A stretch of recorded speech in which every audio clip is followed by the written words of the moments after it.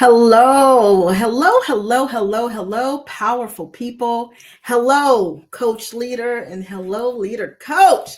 So, thanks for coming back once again for another Core for Coaches. I'm so grateful that you all keep coming back every week, and you keep coming back. I'm going to keep coming back too. So, who am I and why am I all up in your news feed? I am Sophia Casey. I am a master certified coach. I slow down on purpose when I say master, certified, coach, because I'm so proud of that designation. It's the highest credential level in our industry. And it took a lot to get to the MCC level, which I will be sharing a lot more about in my upcoming book. Did you like that shameless plug? Yes, yes, yes. My upcoming book called 7 Minutes. 7 minutes. Can't wait for you to read it. Can't wait to get your feedback. And I pray that it's very supportive of you. I also have the wonderful honor to serve as the CEO, the Chief Empowerment Officer of ICLI Rising, which is our ICF Accredited Coach Training School. Yes. Can you get excited about that? I'm really excited about that. That's what that logo is. Let's see. How do I go? There we go. So very happy to be CEO of ICLI Rising and just so grateful to have such an extraordinary team. So a big shout out to our team because they certainly support me. They support the other members of our faculty so that we can do what's in our zone of genius, which is training and mentoring and supporting coaches to be able to coach at a high standard. And yes, our graduates can say that. Yes, they can. So what are we talking about today? So over the last few sessions, our LinkedIn Live here, I've been covering the ICF Core Competencies. And the reason I started doing that is because you asked for it. So if you have other topics that you would like for me to share about or talk about or bring some of my gems around, please put those in the comments for me and I will make sure that I bring those in some future Core for Coaches sessions. Okay, so what are we talking about today? So we've covered ICF Core Competency number 1, number 2, number 3, number 4, and number 5. And now, there we go, 5.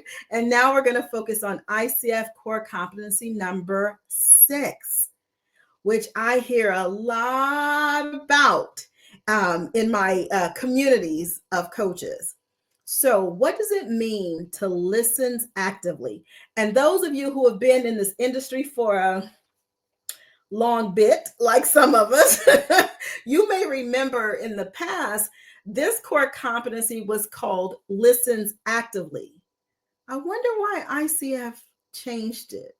So it used to be called active listening. And now it's been named listens actively. What do you think is the reason that the ICF changed it?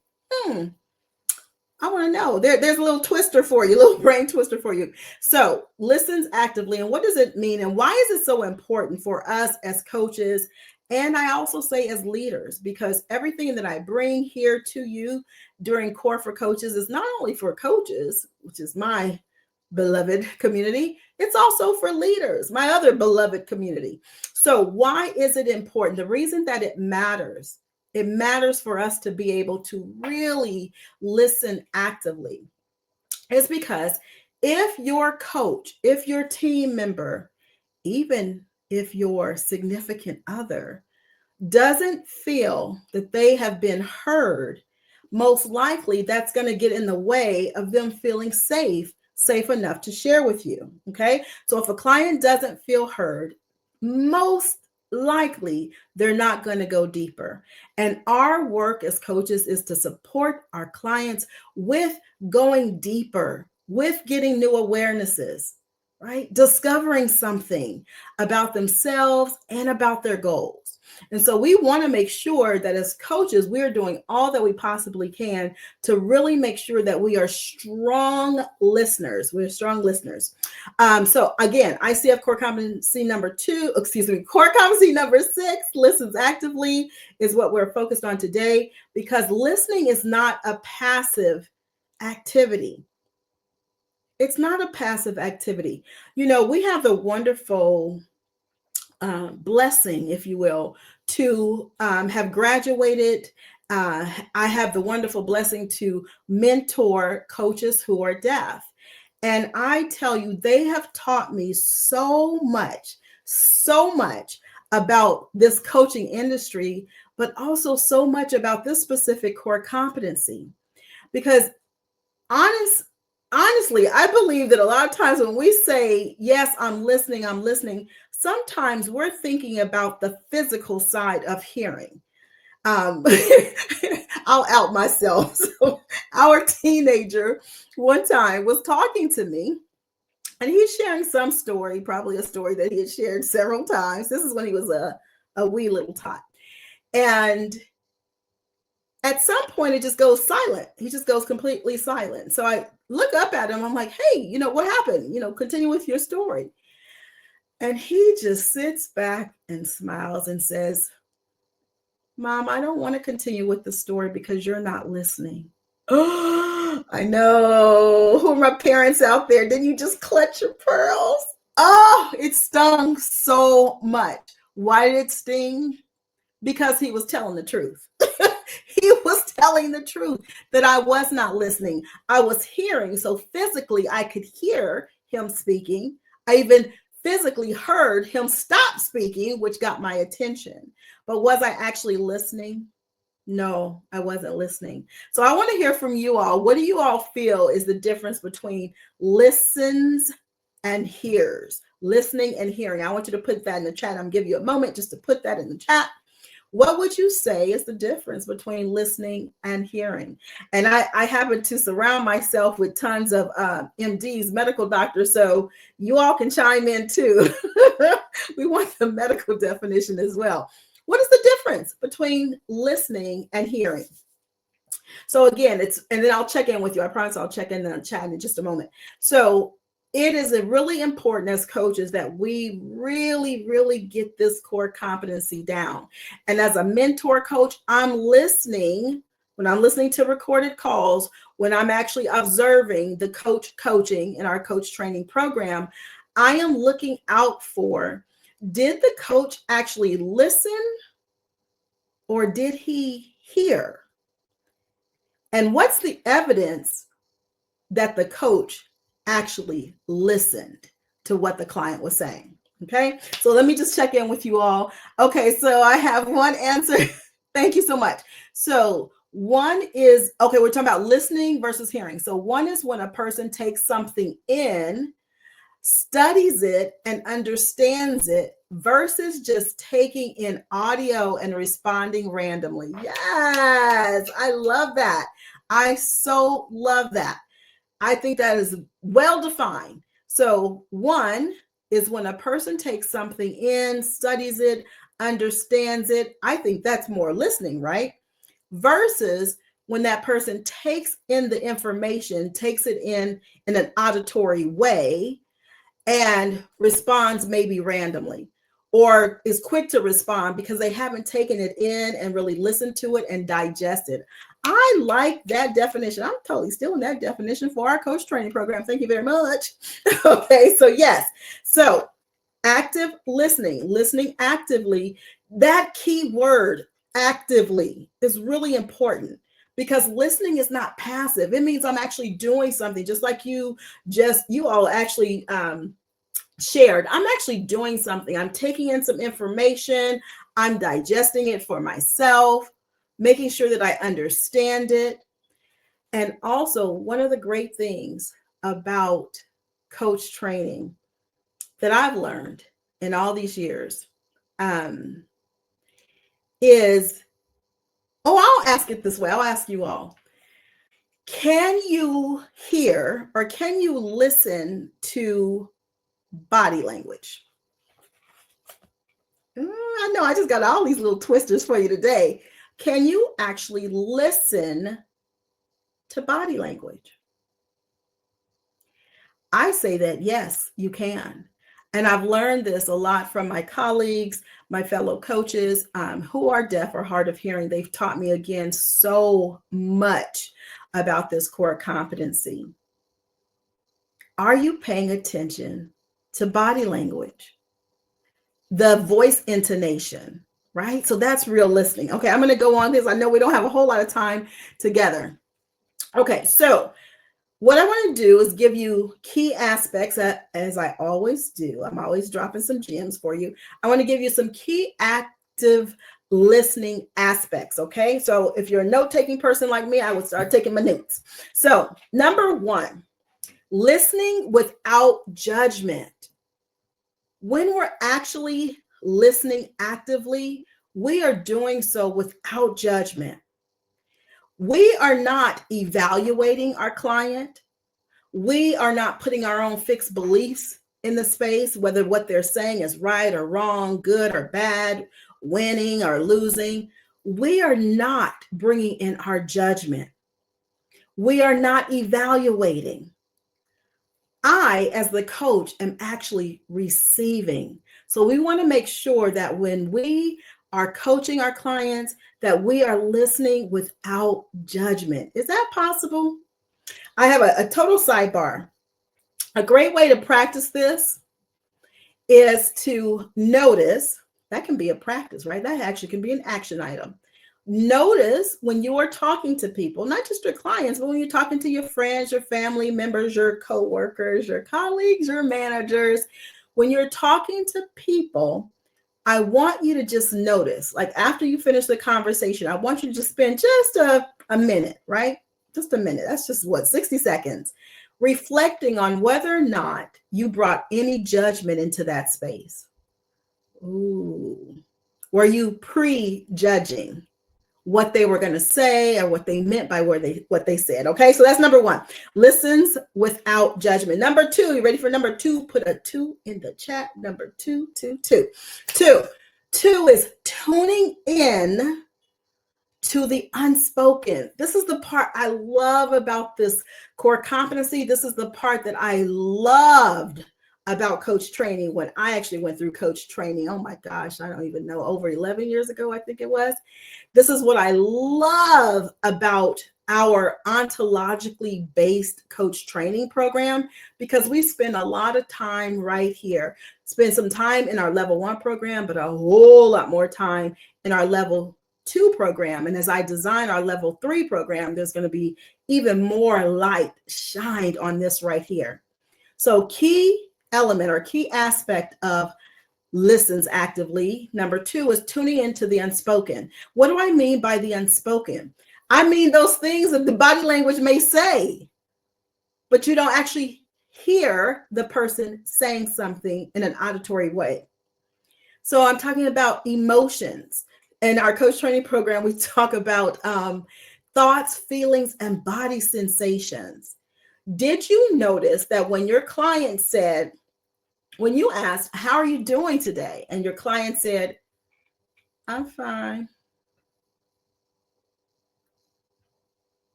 Did you notice? Did you notice? Did you get curious? Is that Sophia's regular way of being when I have asked her in the past how she's doing? What are you curious about? Now, it could be, if that's their regular way of being, that's the way that they answer, I'm fine, then maybe there's nothing. But as coaches, I want you to get curious. As leaders, I want you to get curious. I was talking to one of our team members, and one of our team members has been going through like some major things, right? Major lifing happens or is happening. And I asked my team member, hey, how's it going? How are you doing? And they responded something similar to, good, I'm fine, it's going okay. Now, having known my team member for some time, I just got curious. It was not to make them wrong, like their answer is wrong, but I got curious. My listens actively listening skills got curious about, like, ooh, does that actually match what they're actually going through? And it's not that the person is not telling the truth, right? Sometimes it is, but for the most part, I'm not looking at whether or not the person's telling the truth. I'm getting curious about how the person typically shows up. Okay, are you all tracking with me? If you're tracking with me, put the word yes. Just put yes in the chat. Yes, yes, yes. You're tracking with me. So, with this team member, I know how this team member typically shows up. So when I got that type of response, I just got curious. And one of the questions I love to ask, and it always gets a giggle out of people. So when someone says to me, "Yeah, I'm good," I sometimes will ask, and my clients too, "Okay, you're good." And if good could talk, what would good say? I know, you're welcome. I gave you a little bonus tip, right? Or if the person says, "I'm fine." My sister used to say that all the time. I say, "Hey, how you doing, sis?" "Oh, I'm fine."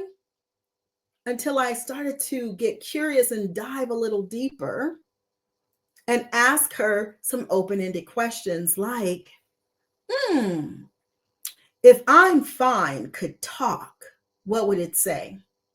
If I were a fly on the wall and I saw you being "I'm fine," what would I see? Are you all picking up what I'm putting down? Yes.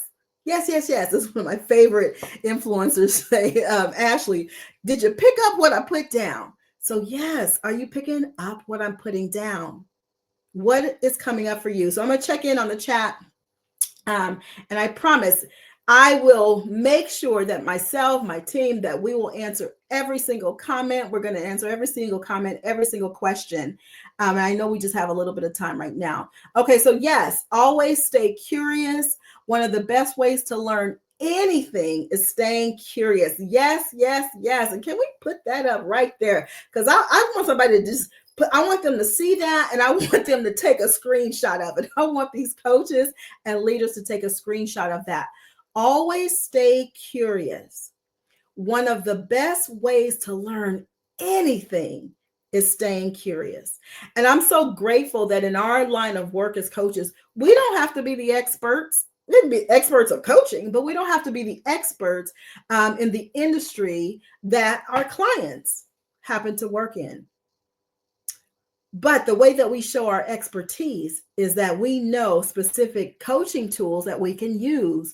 And one of the best coaching tools is curiosity. So thank you. Thank you for saying that. So, okay, we said listening without judgment, number one. We said number two, tuning into the unspoken. So you're listening for emotions. Excuse me. You may even want to ask them about their emotions. And sometimes when my clients, they're struggling around, the words to actually language what they're actually feeling and experiencing, sometimes I'll give them an emotion wheel. And if you're interested in getting our version of our emotion wheel, just say so in the chat and we'll make sure we get it to you. So sometimes I just go, and you can also go on the internet too. So there are tons of emotion wheels there. So sometimes I'll offer that, or I ask them if that will be supportive of them, give them that so that they can actually find words that really describe how they're feeling right there in that moment. So tuning into the unspoken, emotions, body language, long pauses. Did you notice? Did you notice when there was a long pause? What does that mean, if anything? Okay, awesome. And the third one, responding with intention. Thank you for putting that up. Responding with intention. What does that mean? Reflections that invite the client to go deeper. And I want to just underscore, if you're a note-taking person like me, like I say in coach training class, I would definitely highlight that in my notes, the word reflections. So reflections that invite the client to go deeper. And I'll give you one example of what that could look like. Like, oh, wow. Hey, Carol, I noticed that when you started to talk about this project that you're leading, your face went down, your head went down. And I noticed that your body language just looked different. Am I on track, or is any of this resonating with you? Right. So I'm making sure that I'm okay. If Carol says nope, that don't mean nothing. That means absolutely nothing. It's totally fine, right? This is her coaching session. But I'm at least going to listen for my intuition. And I call it my divine download. I'm going to listen for my intuition. I'm going to get curious. I'm going to pay attention. In order to be able to make a reflection, I had to have listened. I have to actually listen to my client, Carol. Okay. So reflections that invite the client to go deeper. That is what we're looking for. So it's different than questions. And of course, we go through a lot of this in deep detail in our coach training courses and programs. So I want you all to think about a reflection that you can make. Okay. And put it in the chat for us. A reflection. Right? I want you to practice reflections and making reflections, okay, or sharing your reflections, okay. All right. I'm going to check in really quickly, and then we're going to start wrapping up. It goes so fast. It goes so fast. Okay, awesome. I love the comments. I believe I once read that 80% of communication starts and ends with the body. Oh, yes. You must be a graduate of our program. Okay. 80% of communication starts and ends with the body.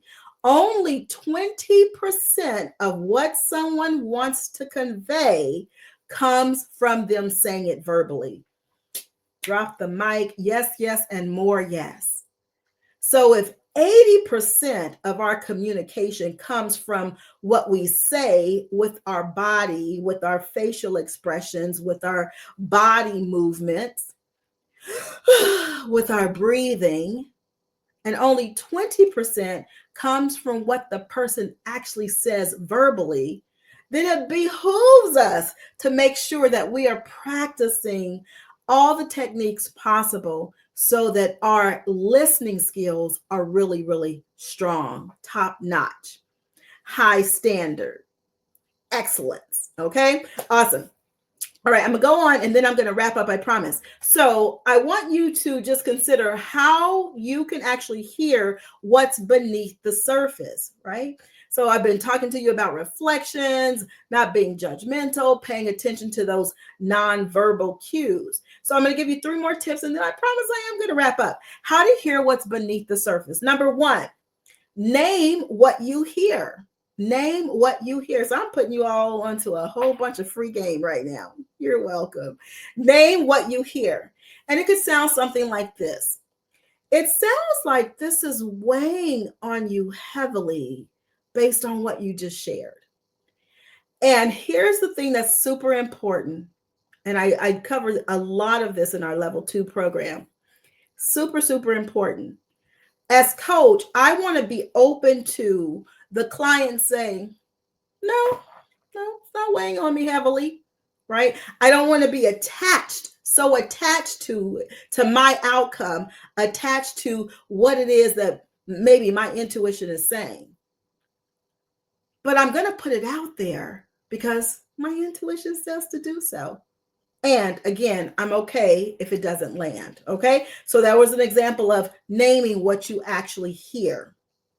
What I hear in a lot of recorded coaching sessions, I hear the coach saying, well, what I heard you say was, right? There's another simple technique. What I heard is, okay. Number 2, use silence. Use silence, and you can use silence strategically. Give your client space to access deeper layers. Give your client space to just breathe. Give your client space to take in what they're noticing about the topic and about themselves. So about the what and about the who. Give them time. And sometimes clients need time to process. So let them breathe. I love that song. Oh, if I get the hip hop artist's name wrong, I'm going to have to hear about this for years from my son and my nieces and nephews. But I think the artist is Lotto, and she has a song that says, let them cook. So let them cook. Let your clients cook, right? Give them space to just be there in silence. And I can tell you, this is one of the most effective tools in this line of work. I mentioned earlier my book that I can't wait to share with you called 7 Minutes. The reason that that book is called 7 Minutes is because in a coaching session, I only spoke for 7 minutes. 7 minutes. So what else was happening? That means all the other time in that almost hour-long coaching session, I was listening. Also, what was happening during that time, right? Because I was using silence strategically, the client got so much awareness, started to discover things. They could actually hear themselves think, and also they could hear what they were saying verbally. So we want to give our clients space. Okay. And lastly, I tell you, I could train on this all day long. Such a nerd for this work.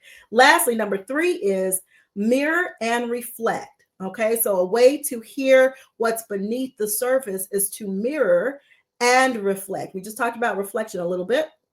So mirror and reflect. Here's an example. Carol, you said this decision feels heavy. What makes it feel that way? All right. So I'm mirroring back almost verbatim, and it doesn't have to be exact, but I'm mirroring back what my client has already said. I'm using my client's words.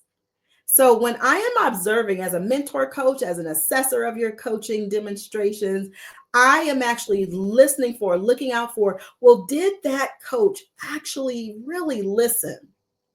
And did they mirror back what they heard? The reason that I like to use mirroring is not just to give the client, more space and have the client take a look, but it's also to make sure that the client, I am on the same page with the client. The client and I are on the same page, okay? Because the client could have one definition of something and I could have a completely different definition. All right. So there's a way to mirror and reflect. To mirror, imagine you're holding up a mirror. It's the exact thing that you see in the mirror. You're going to say the exact thing or pretty close, right? Also, a part of our core competency says it's a great tool to actually summarize what the client is saying so that you are checking in with them to make sure that you're on the same page with them. Okay. So there's an example of mirror and reflect. Okay. All right. Now I'm really, really going to leave you with this last tidbit that I hadn't even planned on giving you, but you're welcome. I'm going to give it anyway.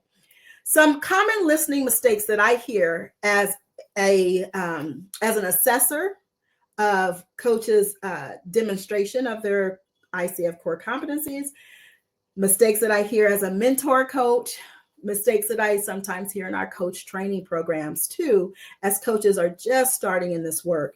And here are 3. Number 1, jumping in too soon with solutions. Yes, yes, yes. I'm talking about you. I tell you, this was so me when I first started coaching. I thought that being a coach meant I had to be an expert of their lives. I mean, listen to how ridiculous that sounds now that I say it to myself. But that is what I thought. I came from an industry, I came from a career where I was director of training. I was director of enterprise-wide training. I was director of human resources. So I was in roles where it was expected for me to be an expert and give my suggestions and my recommendations and my advice to all these senior managers and executives. As a coach, that's not my job. That is not my job. So I want to slow down and not jump in too soon to go give the suggestions. One tool that I use is I'll count, right? I don't have to count out loud. It's just something for me internally.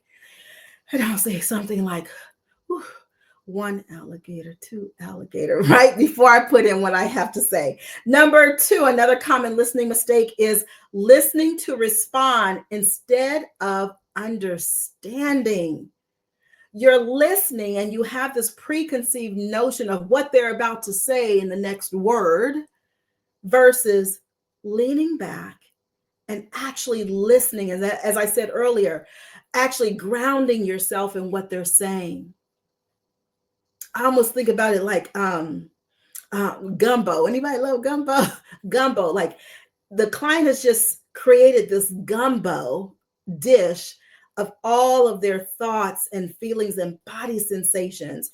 And I want to go and look in that pot of gumbo and I want to get curious like, what are all the parts that are in this gumbo? Right? Who are my chefs out there? Not me. All right. And number 3, a common listening mistake is also ignoring shifts in tone or energy. And I hate to say this, but I see this a lot. I say this a lot. Okay, someone just wrote, I want to eat gumbo now. Me too. All right, I do hear this third one quite a bit. Number 3, ignoring shifts in tone or energy. And we talked about it a bit earlier. Did you notice that when the client started to share about her colleague, she crossed her arms and turned her head? There's tons of studies out there, there's tons of research around what it means when we look up, when we look down, when we look up to the left or right, down to the left or right, when we look in the other direction, when we hold our heads down, when we hold our heads up, when I put my hand like this. Like there is so much to be learned from watching, paying attention to listening. So I want to encourage you to practice all of these nuggets that I just offered to you, because here's the thing. Breakthroughs often live beneath the words. Ah! Yes, I'm gonna have my team put that up here and then I'm gonna bid you adieu. Breakthroughs often live beneath the words. I'm gonna say it again. Breakthroughs often live beneath the words. So I want you to get curious. I want you to go digging like you're like an anthropologist. I want you to go find some things. Oh, that's not the word. I think it's archaeologist. Help me. Okay, I want you to go dig. I want you to go find some fossils. I want you to go find some new things and get curious about this client so that you are actually co-creating a space where they can do the same. All right. And with that, I'm so grateful. Okay, anthropologist, thank you for helping me out. Yeah, it's been a long time. All right, anthropologist. Yes, anthropologist works too. They study humans and their behaviors. Okay, thank you. I can use anthropologist or archaeologist. I appreciate it. Thank you. Thank you for that. All right, so coaches, leaders, coach leaders and leader coaches, go be great to each other. Go practice these skills. And most importantly, be darn good to yourself. Ciao for now. Ciao.